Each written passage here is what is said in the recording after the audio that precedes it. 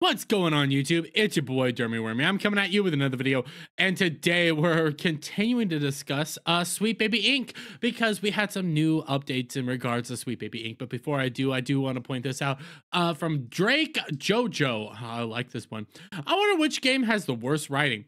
You know, we got Batman Arkham Asylum, 2 writers, Batman Arkham City, 3 writers, Batman Origins, 5 writers, Batman Arkham Knight, 7 writers, Gotham Knights, which isn't really within the universe itself, 14 writers, 2 of which are Sweet Baby Inc. staff. Wonder what's going on there. 26 writers for Suicide Squad Kill the Justice League, half of which are Sweet Baby Inc. staff. Do want you guys just to know that. And you scroll down here to like all of them, and you outright get to see it. Like, yeah, it was all Sweet Baby Inc. It was all Sweet Baby Inc. all up and down this whole thing.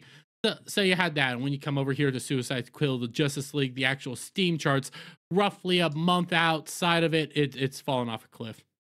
Nobody's playing this game anymore. Nobody's engaging with this game. There's no content coming out for this game. It's done. It's done. But why are we pointing this out? What's going on here? Well, it's Sweet Baby Inc. And for those of you who aren't up to date with everything, Sweet Baby Inc. recently came out and decided to try to go after a curation site over on Steam, in which a individual will come out and just say, hey, you know, this game was worked with Sweet Baby Inc. I don't think you guys should buy it.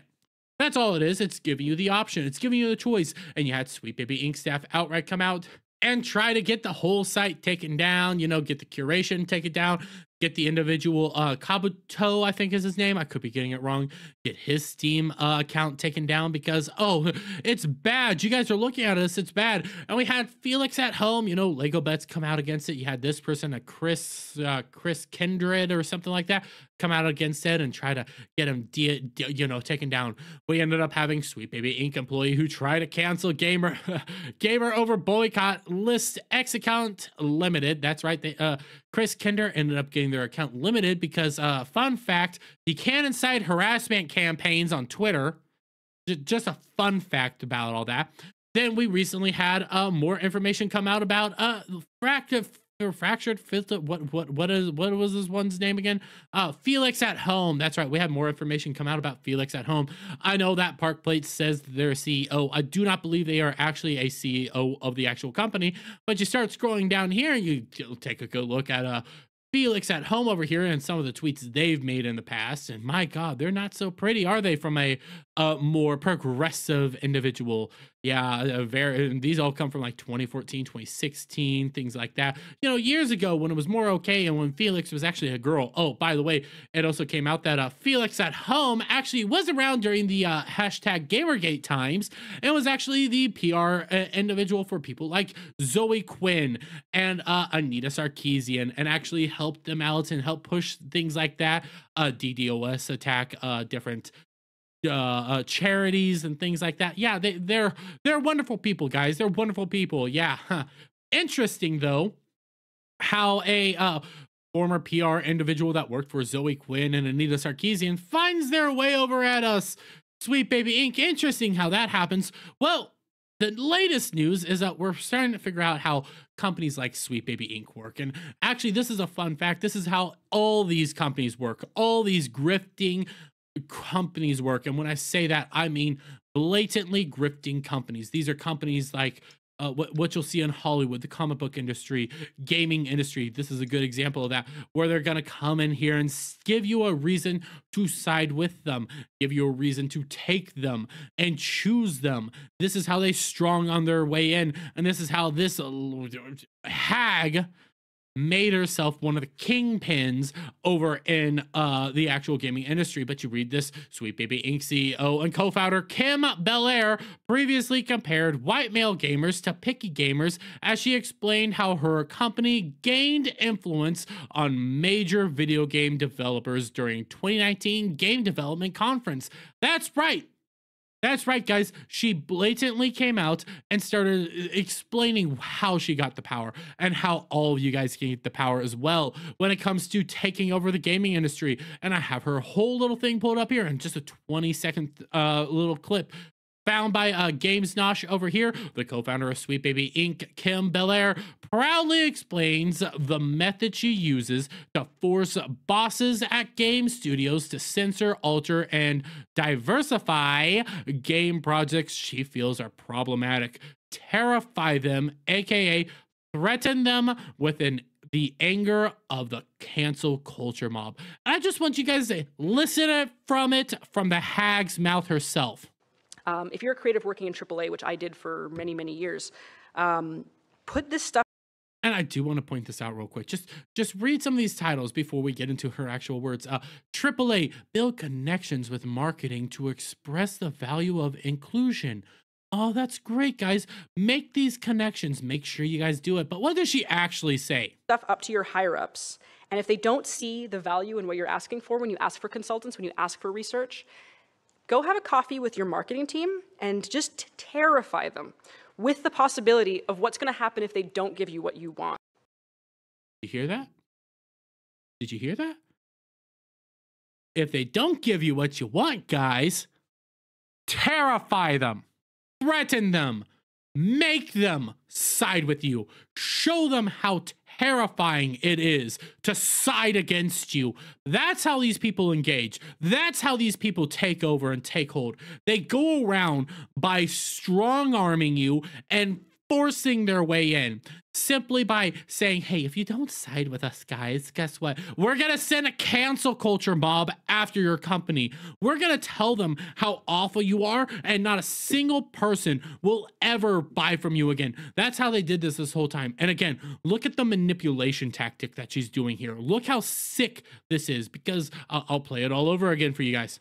If you're a creative working in AAA, which I did for many, many years, again, look at that little slide. You know, build connections with the marketing team and express the value of inclusion. See how kind that is? See what she's doing here? What she's doing here is for, you know, the people on her side or people that agree with her, say, no, this is what she was talking about. See, they're taking her whole things out of proportion and context and everything like that.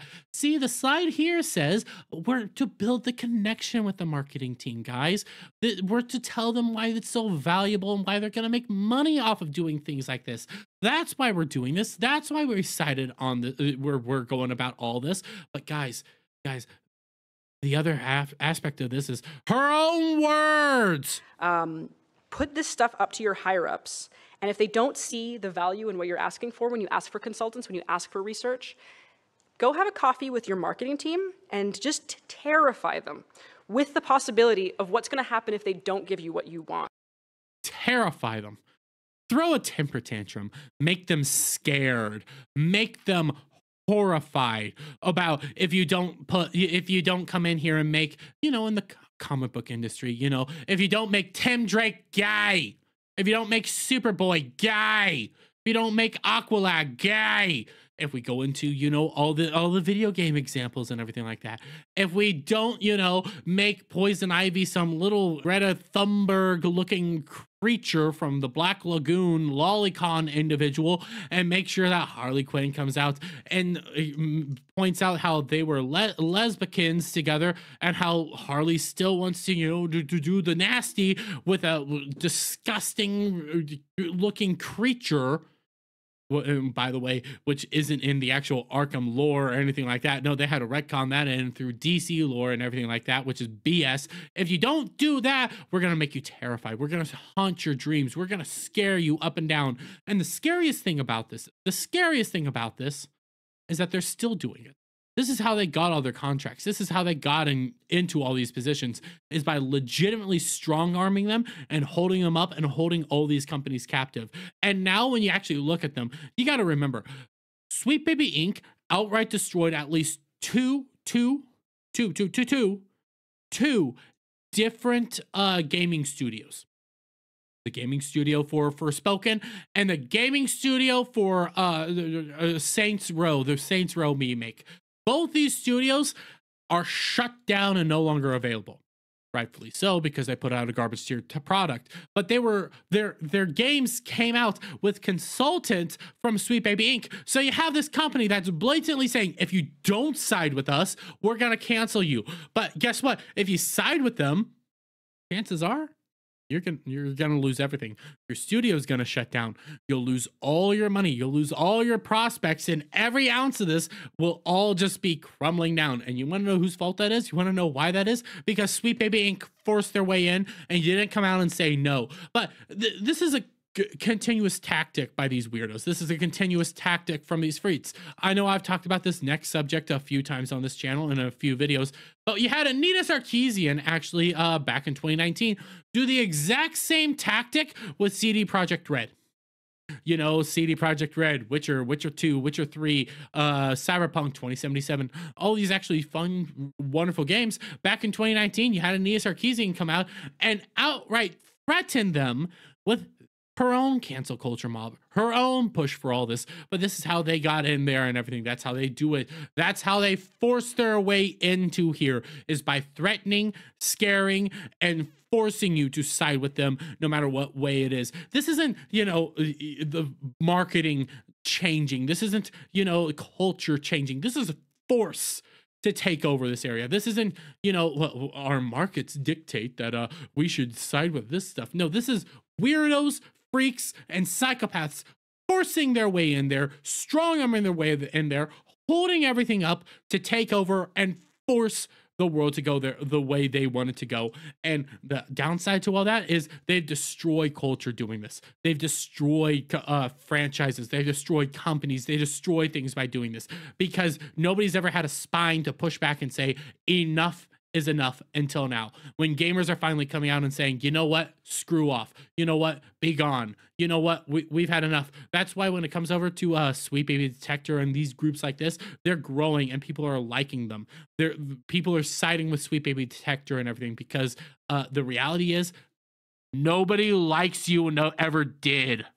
But hey, keep going down this path, because a lot of AAA companies are siding with them, and there's a massive game bubble about to burst. So I guess you get what you deserve. I guess, you know, you made your bed and you're about to live in it. So I just gotta say adios. I don't know, but I'm gonna leave it there. Let me get you guys' thoughts on all this down in the comments below. If you like this video, please give it a thumbs up, share it with friends, hit that subscribe button, and hit that notification bell for every time I put out a new video and go live. And I'll see you all on the next one. Bye for now.